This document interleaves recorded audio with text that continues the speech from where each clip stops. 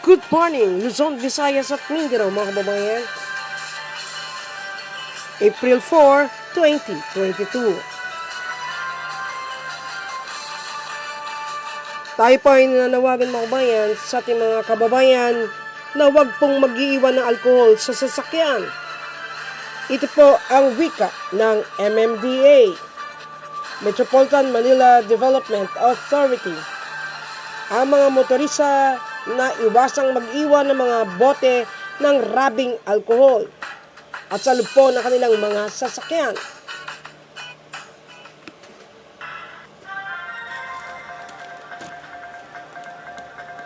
Ito po ang saad ng MMDA, maaaring magdudulot ng disgrasya ang alkohol kapag naiwanan sa loob mismo ng sasakyan, lalo na po sa mga nabibilad ng matinding init ng araw.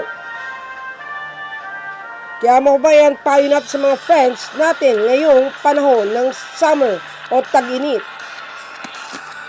Iwasan natin mag-iwan ng bote ng alkohol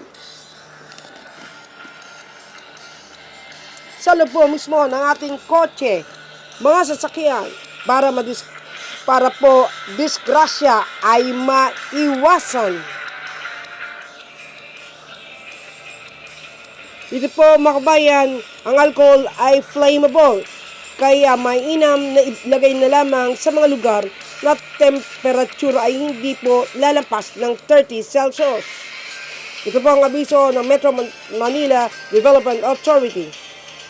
Kaya mga kabayan, inilabas nitong April 2 para sa heat index o tinatawag na init factor sa susunod na 5 araw. Kaya po ang pag-asa na ang Science Garden sa Quezon City ay alam niyo naman kung ano po ang mga nangyayari na mga kabayan, ay makaranas sa maximum temperature ng 33 Celsius at sa April 3 ay aabot ng 38 Celsius at sa April 6. Ang heat index ay nagtala ng mataas na 53 Celsius sa Dagupan City, Pangasinan. Ito po ay last March 17.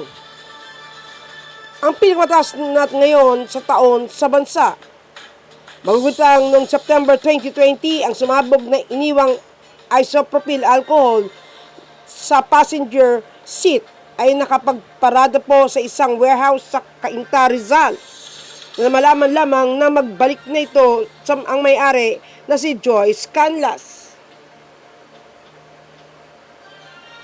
Nawasak ang bintana ng sasakyan, napunit ang kesame at nasunog ang harapang passenger seat.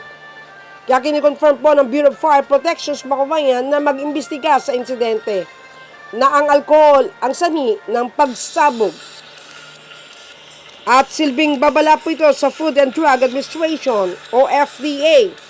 Ang rubbing alcohol po ay at tinatawag na hand sanitizers ay dapat na maayos sa lugar, itabi at hindi lalagpas sa temperature na 30 Celsius.